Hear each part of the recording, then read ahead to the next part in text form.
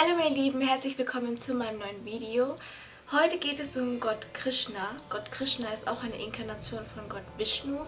Und von einem anderen Video von mir wisst ihr ja bereits, dass Gott Vishnu einer der Ursprungsgötter ist und sozusagen der Erhalter der Welt ist.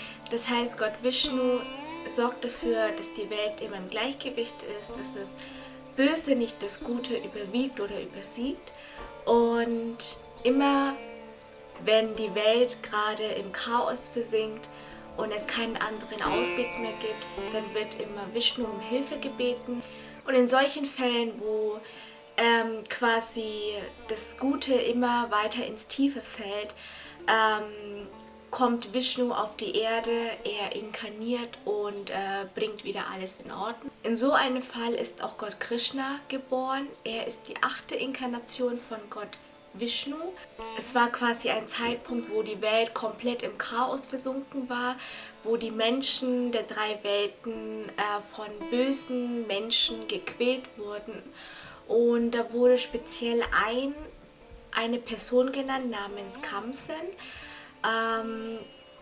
Und bevor ich jetzt mit der Geschichte anfange, wollte ich nur kurz erwähnen, das sind ja Ereignisse, die wir als Menschen nicht miterlebt haben, sondern das sind Informationen, die ich jetzt aus verschiedenen Quellen herausgefunden habe und deswegen kann es auch vielleicht inhaltliche Abweichungen geben. Genau. Dann geht es jetzt weiter mit der Geschichte. Genau, Kamsen wurde da genannt. Kamsen ist quasi der König von Madura. Madura ist auch eine Stadt in Indien. Er soll quasi König von Madura gewesen sein und er hatte eine Stiefschwester namens Devaki. Und Kamsen hatte quasi den Wunsch, dass er der Weltherrscher wird und dass er auch unsterblich wird. Und so hat er dann zu Gott Shiva meditiert auch und hat dann diesen Wunsch erfüllt bekommen. Und dadurch, durch diese Kraft, die er verliehen bekommen hat, wurde er zu einem sehr, sehr grausamen Menschen und hat quasi die Menschen auch sehr gequält.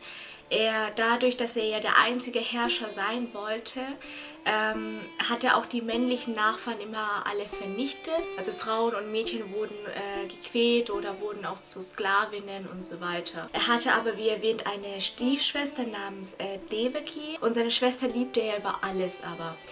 Und genau, und so wurde wieder Vishnu zu Hilfe gebeten, weil einfach die Menschen so sehr darunter litten und die Welt auch völlig im Chaos versunken war. Und so hatte Gott Vishnu dann gesagt, dass er als Gott Krishna, also dass er als Krishna von Devaki, also von der Schwester von Kamsa und von Vasudevan, also er wird dann der Mann von Devaki sein, geboren wird. Und von ihm wird dann auch Kamsen vernichtet werden. Und genauso ist es auch geschehen.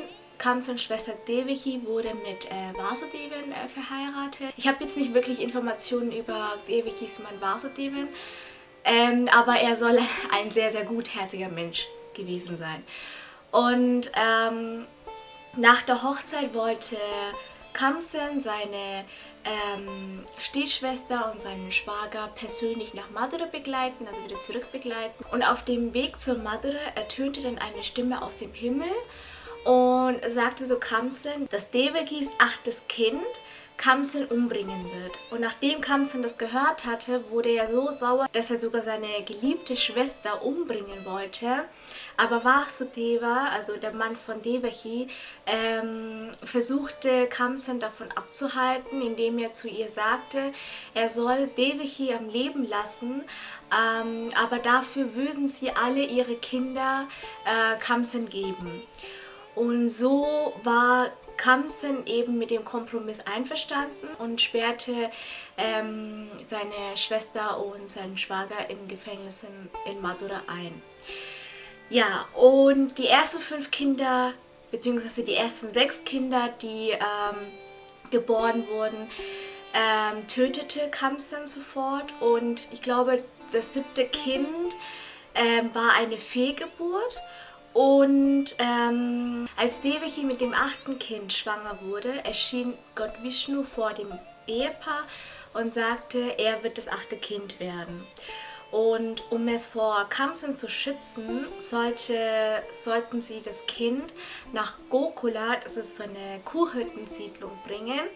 Und dort wird quasi, und an den Geburtstag von Krishna wird dort auch ein Baby geboren werden und sie sollen dann die beiden Babys quasi vertauschen.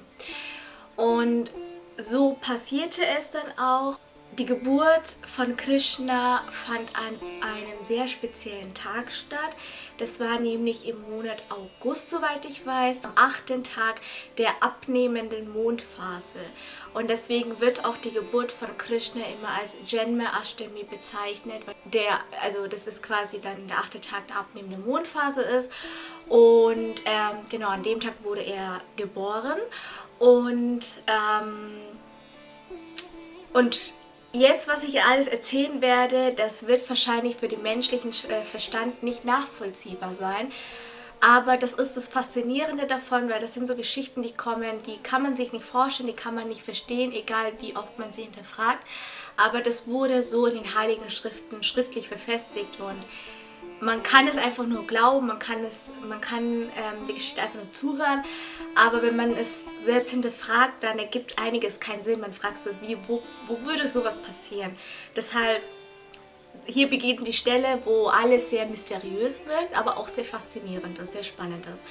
Und zwar wollte ja Vasudeva seinen Sohn nach Gokula bringen und deswegen nahm er dann so einen Korb und er legte Krishna da rein und trug ihn quasi mitsamt Korb auf dem Kopf. Und auf mysteriöse Weise fielen dann genau zu dem Zeitpunkt auch die Gefängniswärter in Ohnmacht oder tiefen Schlaf und die Gefängnistür ging von selbst auf.